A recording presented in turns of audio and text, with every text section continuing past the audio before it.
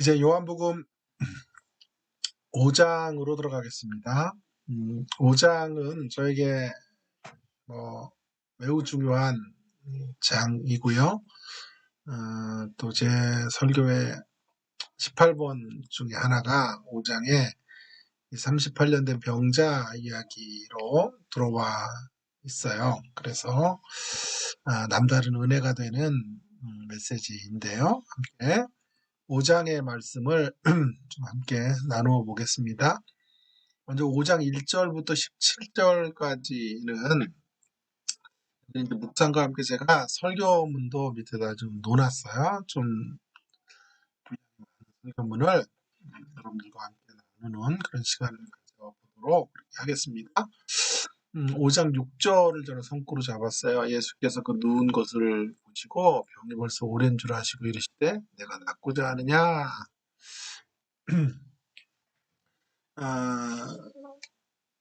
우리는 주변인들에게 이름으로만이 아니라 별명으로 불리는 경우들이 종종 있죠. 별명은 그 사람의 외모적 특징이나 성격이나 기질 같은 것들의 모습을 따라서 붙여지기도 하는데요. 오늘 제가 이 본문의 주인공을 향해 붙여놓은 별명은 38수 인생이라는 거예요. 38년 동안 질병에 노출되어져 있는 사람을 의미합니다. 38수 인생이기에 도무지 치유와 회복의 가능성이 없는 사람을 대변하는 거죠. 이것 또한 안타까운 옛시대의 모습, 다 옛시대의 모습이라고 말할 수 있겠어요. 올드 제너레이션, 갖는 한계가 무언가 하는 것들을 이야기하는 거죠. 새 시대의 주인공이신 예수님은 38수 인생들로 하여금 다시 일어나 자리를 들고 걸어가게 하시려고 이 땅에 오신 거예요. 새로운 희망을 쏘게 하시려는 것입니다. 그러기에 예수님은 38수 인생을 다르게 진단하고 계신 거예요. 그 문제를 좀 다르게 진단하고 있어요. 그의 질병을 외적인 반신불수만이 아니라 근원적이고 내적인 문제로 인식하는 거예요. 근원적이고 내적인 문제로, 외적인 것만이 아니에요.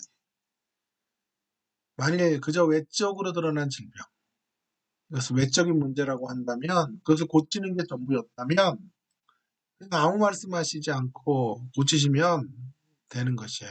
그런데 오늘 이 이야기에 38년 된 병자와 관련된 이 본문의 이야기에 하이라이트는 예수님의 우문과 같아 보이는 질문이 생기는 거죠. 질문을 하시는 거죠. 내가 낫고자 하느냐?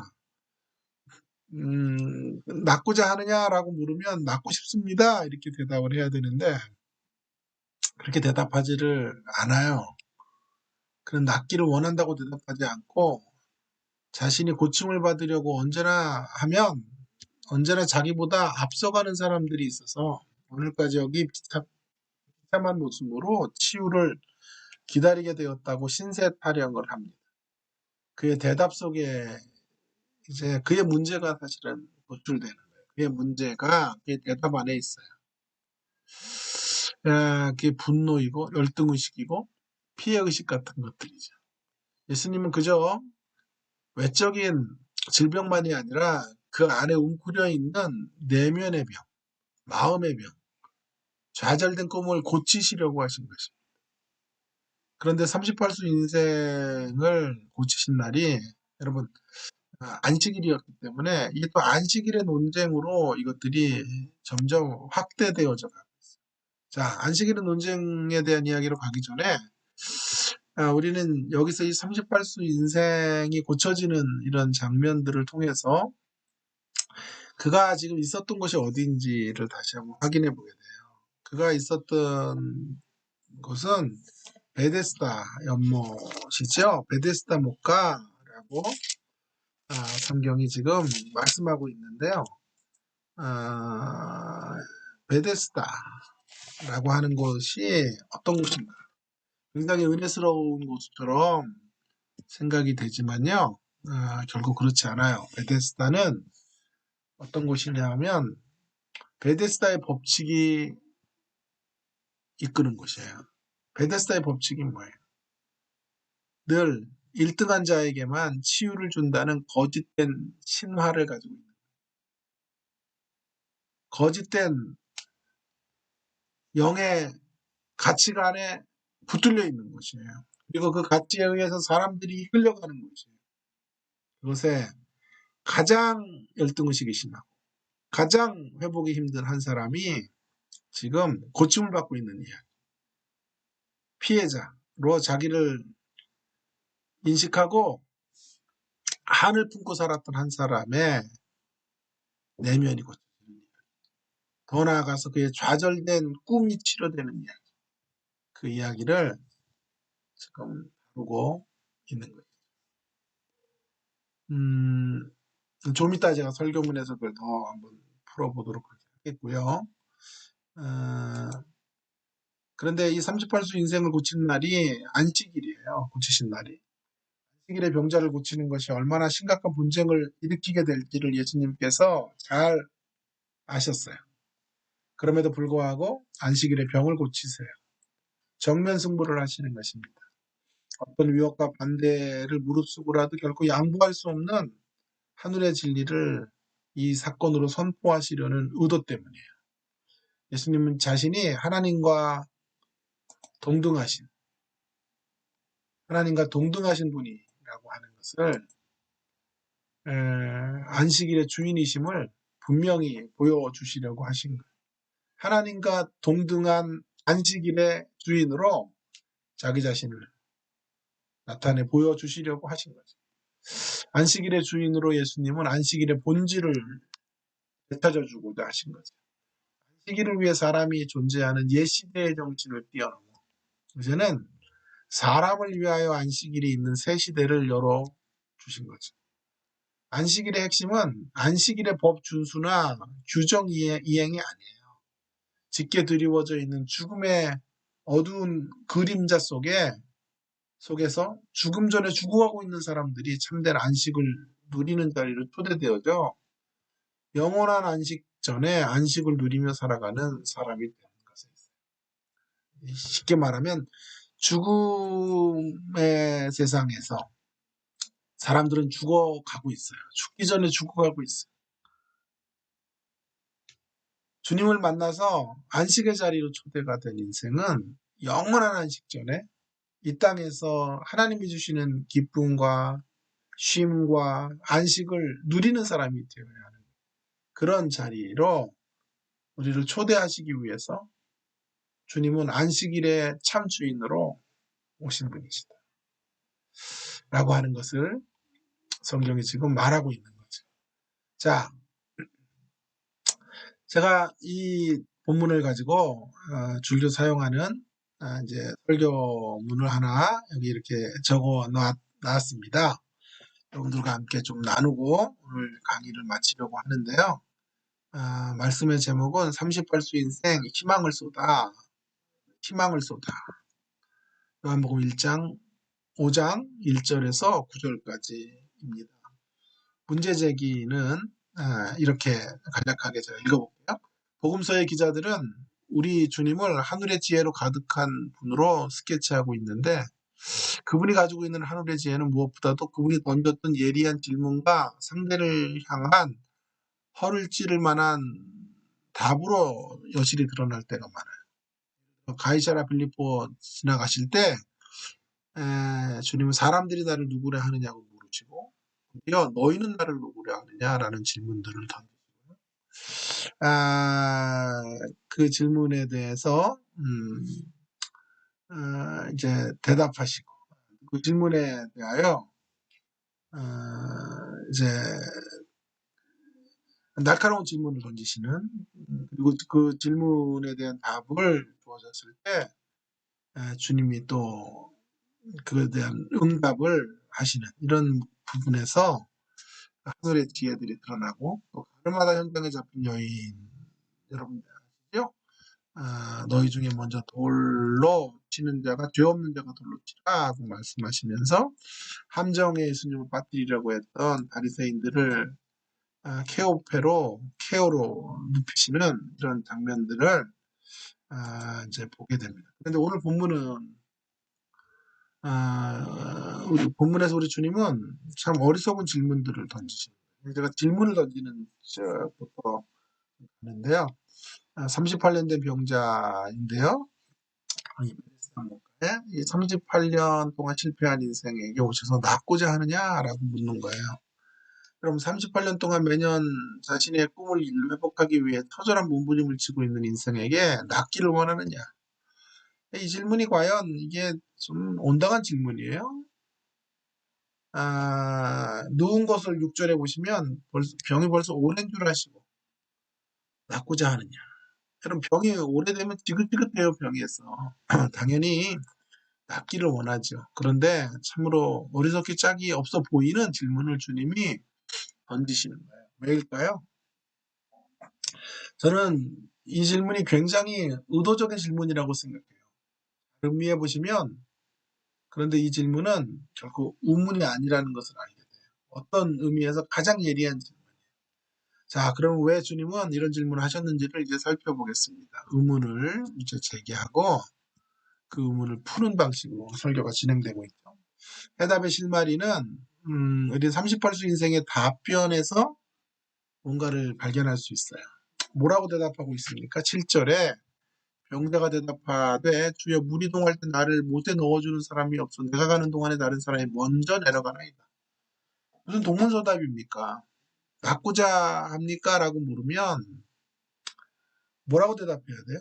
예, 낫고 싶습니다. 라고 대답해야 되는데 왜 자신이 낫지 못했는지에 대한 이유를 답으로 내놓고 있어요. 소원이 낫는 것이냐고 묻는데 자신의 현실이 이렇게 비참해진 그 원인이 무언지를 대답해주고 있어요. 여러분 왜 우습지 않습니까? 이런 부분이 성경의 재미예요. 좀 더 자세히 그 대답에 귀 기울여 보면요. 7절에 이런 말씀이 있죠.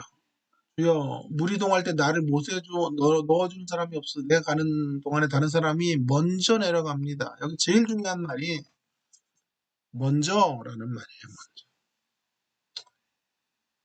마치 이런 거예요. 나무꾼이 도끼를 잃어버렸어요. 우리 많이 듣는 얘기잖아요. 산신령이 나타나서 물어요. 어? 도끼를 찾고 싶으냐? 그랬더니 이 나무꾼이 말해. 제가 빠뜨렸어요. 마치 그렇게 대답하는 것과 같아요. 그의 대답 속에서 우리는 이 중풍병자가 가지고 있는 진짜 문제를 보게 돼요. 그가 가지고 있는 진짜 문제는 외적인 질병 그 이상의 것이에요. 그의 심각한 심령의 반신불수를 앓고 있는 그의 속사람의 어두움의 모습들이 여기 드러나고 있는 거예요. 그의 진짜 질병은 상처로 얼룩되어져 버린 심령의 문제이고 그의 고백 속에 무서운 분노가 있어요. 여러분 그의 진짜 문제는 열등의식이에요. 먼저의 대열에서 밀려난 인생의 낙오자 라는 선언이에요. 성공이라는 이름의 엘리베이터에 올라타지 못한 인생이 가지고 있는 매서운 독설 표현되고 있는 거예요. 그의 진짜 질병은요, 피해의식이에요. 모든 문제를 남에게 돌리는 피해의식. 그는 지금 아무런 희망도 없는 곳에 누워 있어요. 다시 도전할 생각을 하지 않고 있습니다. 그의 대답은 자기 체념과 운명이라는 벽 앞에 웅크리고 있는 패배자의 자주 섞인 목소리 바로 이거죠. 이것이 바로 베데스다 목가의 모습이고 늘 1등에게만 고침을 주는 이 처절한 경쟁의 세상을 그려주고 있는 그 세상에서 가장 상처가 깊은 사람 그 사람의 모습을 소개하고 있는 거예요. 다크 엔젤이 지배하는 거예요. 그러므로 베데스다는 다크 엔젤이 지배하는 거죠. 어두운 영의 천사가 그 어두운 영의 가치관으로 세상을 이끌고 있는 그 안에서 병들어 있는 한 사람의 모습을 보는 거죠. 외적인 질병 정도가 아니라 그의 진정한 질병은 열등의식이고 피해의식이고 말할 수 없는 세상을 향한 탓하는 분노의 모습이에요. 그의 내면의 세계가 왜 이렇게 심각해진 것입니까? 그것은 다름 아닌 깨어진 꿈 때문에. 여러분, 그가 태어날 때 그는 이름 모를 한 집안의 소망의 아들로 태어났을 거예요. 우리 사회와는 비교할 수도 없이 여자가 전시되던 시대에 한 집안의 남자아이가 태어났다는 것 자체는 그를 낳은 어머님의 자랑이고 가문의 축복이었을 게 분명해요. 성경이 그 질병이 언제 시작되었는지 밝히지 않지만 추측하건대 성인이 된 후에 그 질병이 찾아왔을 확률이 높아요. 성인이 될 때까지 그는 얼마나 큰 꿈을 가지고 살았겠습니까? 그 부모는 얼마나 큰 기대를 걸었을까요? 어느 날 찾아온 죽음의 선고와도 같은 중풍병. 이것은 참으로 잔인한 운명의 장난임이 분명했습니다. 그의 모든 꿈이 산산조각이 난 거죠. 그 질병은 그가 가졌던 가정의 꿈도, 또 사회생활도, 인간관계도 모두 파괴시켜 버리고 말았어요. 그 상실의 시대를 다그만 지 얼마요? 38년을 산 거죠. 여러분, 38년이 얼마나 긴 시간인지는 여러분들이 아실 거예요. 깨어진 꿈은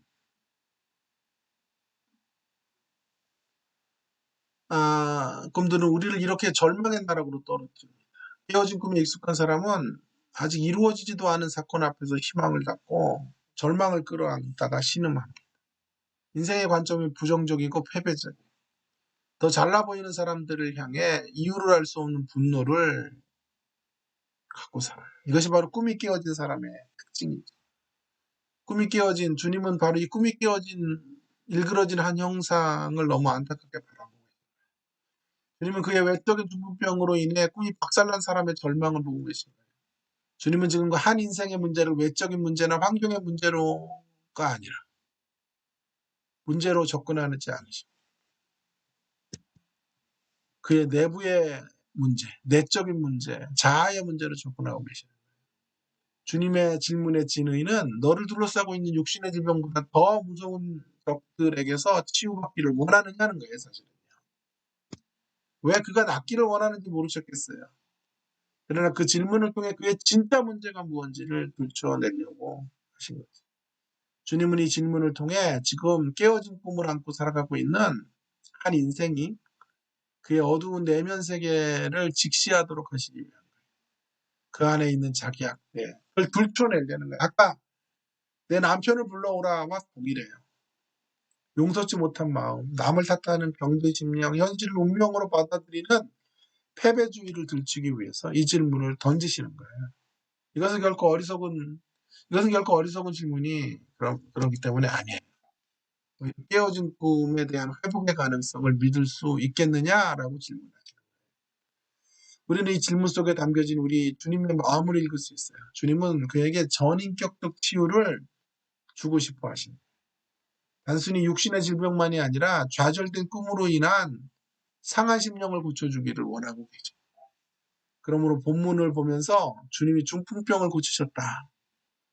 놀라워라 하는 메시지 이상을 잡아낼 수 없는 사람은 본문을 피상적으로 보고 있는 것이나 마찬가지입니다.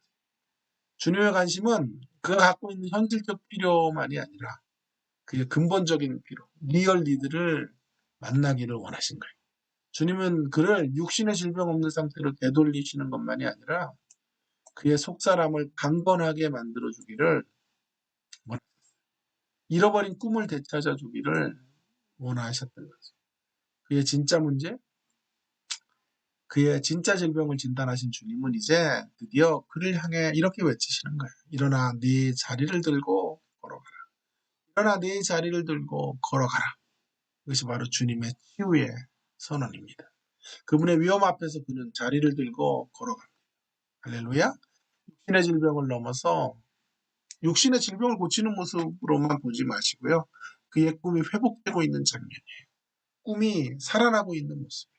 희망이 꿈틀대고 있는 그런 그림이에요. 절망이 소망에게 자리를 내주고 있는 광경입니다. 사랑하는 여러분, 이 시간 이 설교를 듣는 우리 대다수는 육신의 중풍병자는 아니에요. 그러나 우리 모두는 좌절된 꿈을 안고 살아가고 있는 심령의 중풍병자들인 것만은 분명해요.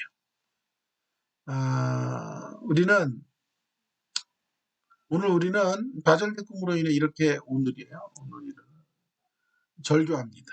이건 내가 꿈꾸던 가정의 삶이 아니야. 이건 내가 원했던 윤택한 삶이 아니야. 이건 내가 바라던 인간관계가 아니야. 이건 내가 희망하던 현실이 아니야. 그렇습니다. 모양과 색깔은 다르지만 저마다 깨어진 꿈으로 깊이 좌절을 경험하고 있습니다. 본문에 등장하는 38수 인생처럼 말입니다. 우리를 향해 주님은 이렇게 선언하고 계시죠. 일어나 내 자리를 들고 걸어가라. 일어나 내 자리를 들고 걸어가라. 저는 이 주님의 선포가 세상의 꿈들이 깨어질 때를 깨어진 때에도 하나님의 꿈,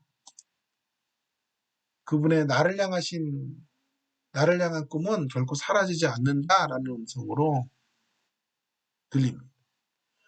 육신의 꿈이 깨어지는 자리에도, 우리의 육신의 꿈이 깨어지는 자리에도 하나님의 꿈, 우리를 향하신 하나님의 꿈은 결코 깨어지지 않는다는 말.